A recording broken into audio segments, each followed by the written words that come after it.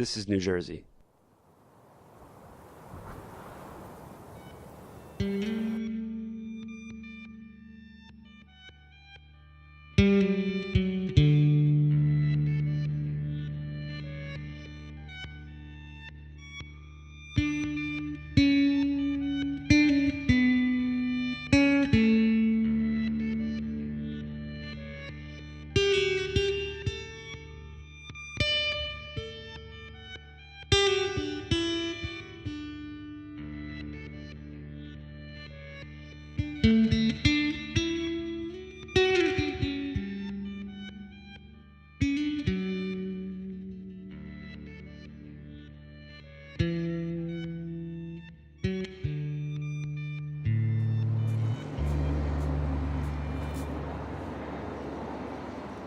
I'm Lawrence DeLorme, owner of this house, and fortunately she survived.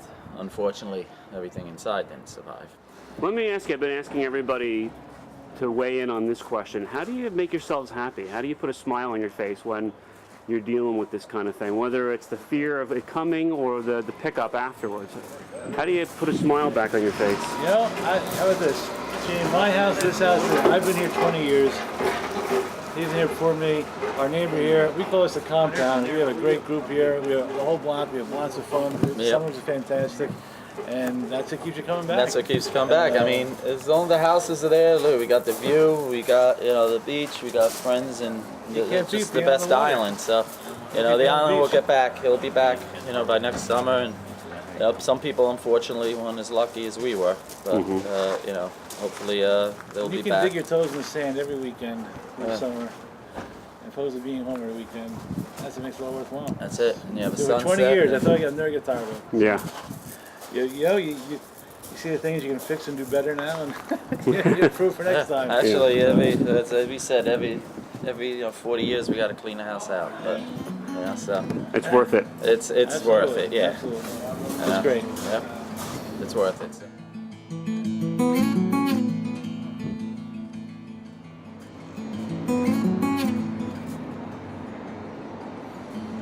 I'm Chris Bott. I live on in Chippewa, Long Beach Island, and I'm also a chiropractor in Chippewa. How long have you lived here? Lived on the island 12 years. Grew up in Manahawkin in Ocean Acres since I was 18 months. We were lucky. We evacuated.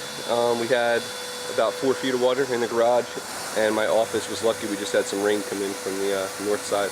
Overall, compared to other people, we were really fortunate that. Yesterday, we still don't have gas, so I can't cook, and I didn't bring enough food back when I came over.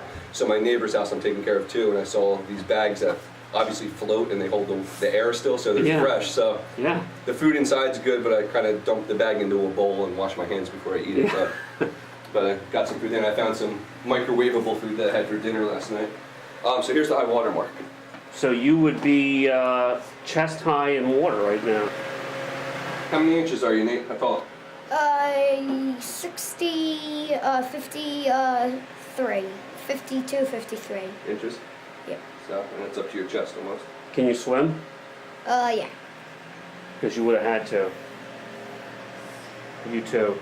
She would be.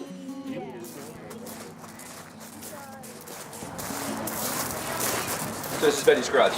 You know Betty's... What's Betty? How old is Betty? Like 86? 87. 87? Yeah, Somewhere in there? birthday. Late 80s? So she usually has this all set up with her living room, kind of like a setup over there for the summer. She watches TV. And everything's usually stocked. A lot of her life is in here, and everything fell down. Everything crashed in. Where is she? She's up in Connecticut with her daughter and her family, so hopefully she'll be down next week or so and start the cleanup. I moved all this stuff to the front to get a lot of the cushions and the carpet and stuff that would hold water out, so it didn't get too funky. But you can smell it. It's pretty strong over here. Yeah. So, because it's been locked up, I try to open it up every day just so the air can go through. But all back in there, all those containers still have water in there. So if you step back in there, you get wet up to your knees. So yeah, she's got a lot of work. So hopefully her family will come down with her and help her out. Yeah, as much as you can, you try to help out. First of all, it's an island community, so people in the off season you come together anyway. So when this kind of stuff happens, it just makes you that much tighter, and you try to help out. People that got on were lucky enough to get on for whatever reason at different times. They would call a neighbor real fast and let them know how their house was, or if you had to, like we picked up a Halloween costume for somebody that needed it. So just little things like that. Well, from the very beginning, it just packing up our house. We sent our children off the island for 2 days before the hurricane and had to pack up everything that we had and then be away from home for 2 weeks. It's really nice to be back, but my job was to make sure that my children were safe at all times. We kept them playing with friends, we kept them going to the park, they went to the movies, they did fun things, we read stories every night just to stay as a family. I don't know, Mother Nature is Mother Nature. You can't predict what she's going to do. And my first job was to make sure my kids were safe and we were together. I never would have, thought of riding it out. There are many people that rode out the storm and have stories to tell, but, I heed to Mother Nature and you never know what's going to happen. I would have rather left and did everything I did and it would have been Irene again than take that chance and live through that. It's not worth it. It's not worth that. It's a sandbar. It's 18 miles long. Is what it is. But we're home. Our kids are home, and they're going to go back to school on Monday. What makes you happy? What makes me happy? My family. And I can look at my home now, and my home makes me happy. I'm going to sleep in my bed tonight. That's making me very happy.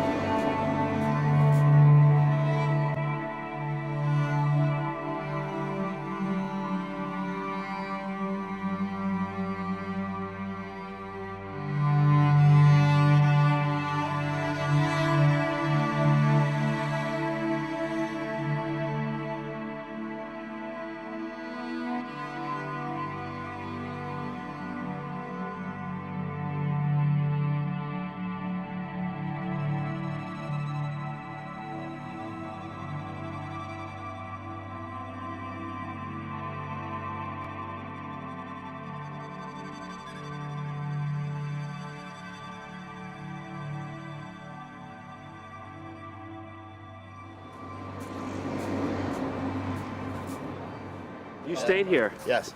What was that like? It was rough. I mean, I knew the water was going to come up, but nobody really, obviously thought it was going to be where it was. But it was pretty much exactly what I expected it to be. It was a lot of destruction. So, fear. Yeah. Yeah. I mean, yeah. Once the water is actually, starting to, come into the house a little bit and everything. Of course, you start getting, a little scared. Obviously. The house can come off, the foundation and, all those things can happen. So it's pretty much at that point, you just got to brace and do what you can to, help it along the way, I guess. So what do you do in that moment when you do have that fear? Is it just adrenaline kicks in and you just, in a sense, moment by moment? Yeah, for the most part, yeah. See how it looks like it ran through here? Came over the dune, came around the other houses, out this driveway. And it looks like a path to me. But in here, so far I salvaged some ornaments. I'm hoping there are more up in the loft. I don't know. There may be more downstairs, and we'll see. We'll see. It's damp and icky. Mold is starting to grow. And as you can see, I've been trying to resurrect Christmas. some of Christmas. My trees, they may probably need rewiring. This was given to Shelley when she was in 3rd grade. Christmas tree skirt I made. This we got at Woolworths. The last Christmas they were open. It seems like for you, beyond the necessary cleanup and new appliances and things, it's a lot of the memories that you want to preserve. Yeah, absolutely.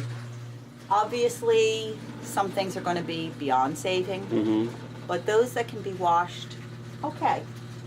If not, I'm sure we have years and years of pictures of all these things.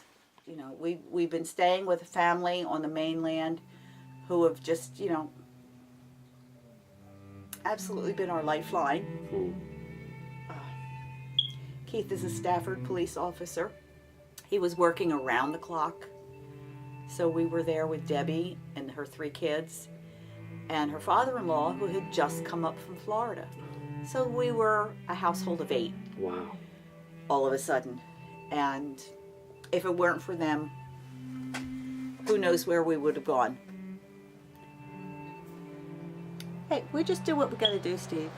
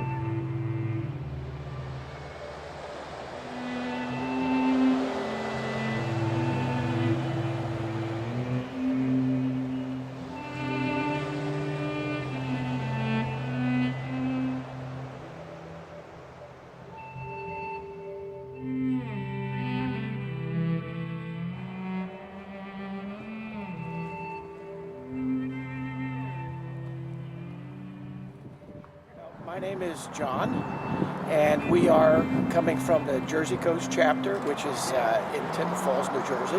What we're doing here is we're distributing bulk items, which is food, cleanup supplies, coffee service, and basically anything that we have in the warehouse that we can bring out and set out for people to do.